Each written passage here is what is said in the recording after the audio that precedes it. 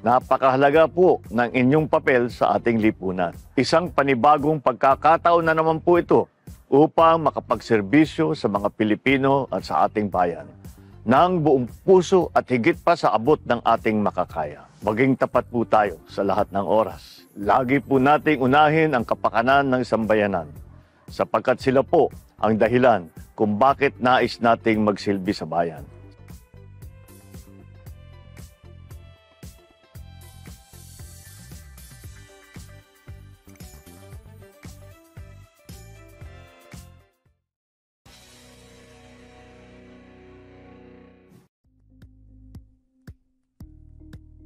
Thank you for watching Politico TV. Please like and subscribe to our channel for more videos.